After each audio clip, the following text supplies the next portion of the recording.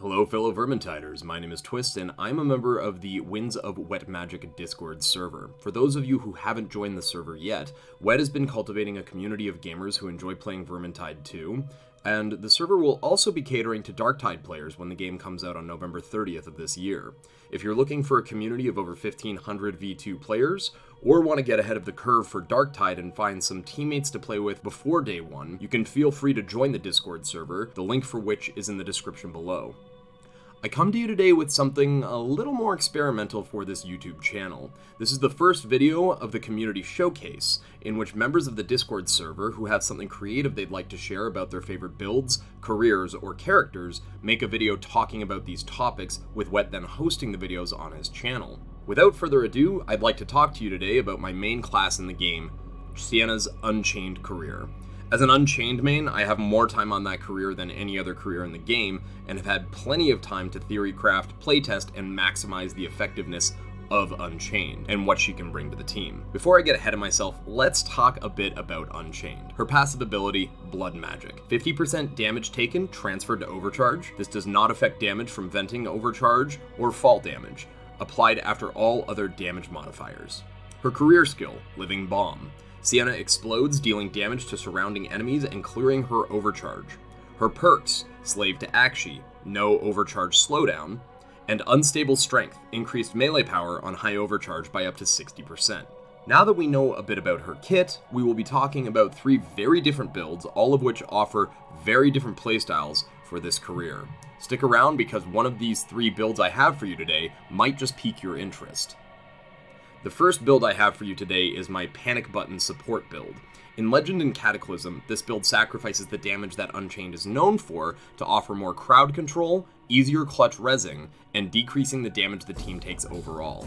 This is an excellent build to run on teams of squishier ranged classes, such as Huntsman or Outcast Engineer, or glass cannons, such as Shade. This is also a far more defensive way of playing Unchained, particularly when Living Bomb is on cooldown. Our weapons today are going to be the Fire Sword, with 30% block cost reduction and +2 stamina, equipped with Opportunist, to allow for more crowd control against attacking enemies. The staff for this build is the Coruscation Staff, running increased power versus both infantry and chaos, although you could swap out chaos for Skaven on the staff to diversify your damage output. Moving on to equipment. Our necklace is going to stack even more BCR and stamina at the cost of 20% extra health. As this is a more defensive build, you will be blocking more incoming damage anyways, but just in case you do take a hit, we have Bark Skin to further mitigate incoming damage, and in particular, damage from Skaven specials that she will struggle to kill, such as Warp Fire Throwers and Skaven Gunners. On the charm, we're going to stack for more power versus chaos and infantry, and being this is a support build, we'll be running proxy to spread the effects of a potion to the nearest ally. For the trinket, we have 10% cooldown reduction and 30% revive speed for those speedy rescues.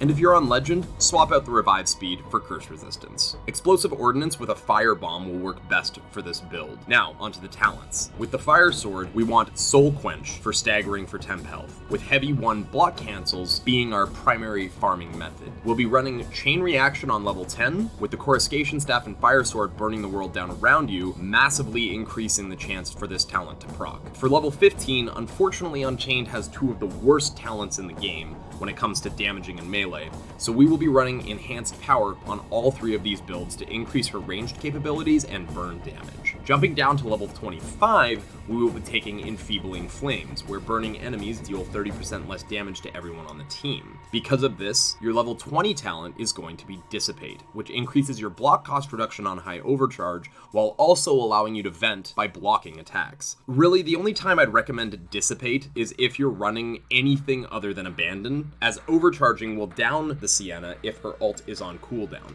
Remember, this is a far more defensive build, so light the world on fire, heavy attack when safe, and block your way to victory. Our level 30 talent is going to be Wildfire, which synergizes really well with our level 25 and level 10 choices. In the event an ally goes down, or you want to pull aggro from a monster because a squishy class just nuked it for big damage, all you have to do is ult, staggering everything, providing constant damage over time, and exploding some enemies for further stagger. If you're a defensive player that likes to offer more team support, this is definitely the build for you.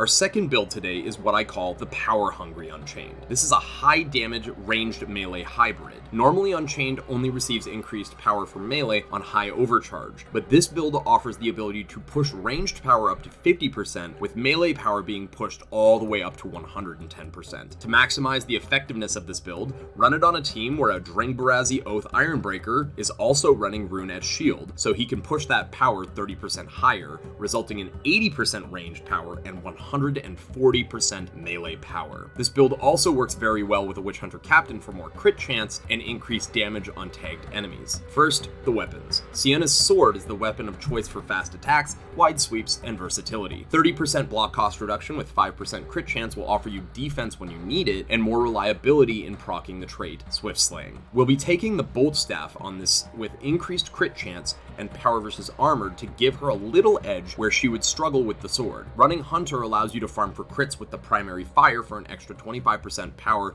against the class of enemy hit. For equipment, we're going to boost her health by 20% and increase that BCR to offer a little more defense when things get heated, with Boon of Shalia helping her generate temp health. The charm is going to boost our attack speed and power versus chaos, as chaos enemies are almost always the ones that have more health, and the more they hurt, the better we do. We're going to increase her crit chance further on the trinket and boost the stamina regen. In Legend difficulty, give up stamina for curse resistance. To boost her damage further, we're going to run Shrapnel, with the primary targets of our bombs being patrols. Now, the talents. For THP, we want Reckless Rampage for damaging for temp health. High power offers more cleave, meaning in horde situations you should be able to get 5 health per swing, which is boosted by Boon, and massively increased attack speed from Swift Slaying. And our level 10 talent, Frenzied Flame, which offers a further 15% more attack speed on higher overcharge. With Frenzy, Swift Slaying, and attack speed on the charm, you can get up to 40% attack speed to really lay the hurt on. For level 20, Numb to Pain will offer up to 15% more damage reduction and 50% less overcharge from Blood Magic, making her tankier in dangerous situations. One of the reasons we took increased health on the necklace is because of Abandon, which will act as our safety net if you accidentally overcharge from spamming the Bolt Staff's primary fire or end up taking an awkward hit. However, the safety net of Abandon also means you can run on high overcharge for the majority of the time, particularly when you're on high health. To boost her power further in dangerous situations, her level 30 talent, Fuel for the Fire, offers a flat 25% power increase if you hit 5 enemies when you activate Living Bomb. Between this and reliable Hunter procs from your Bolt Staff, it's very easy to ult and quickly get up to 50% power back in seconds. However, you can also quickly bring your overcharge up while farming for those crits, providing even more power from Unstable Strength. This is a great build for players who want to maximize their damage numbers while decreasing their damage taken, while being able to deal with almost every enemy reliably, be it specials, monsters, elites, and hordes. So if you're feeling power hungry, take a bite out of this build. Our third and final build for today is my favorite build for Unchained, and what I normally run, a true melee-focused fire wizard.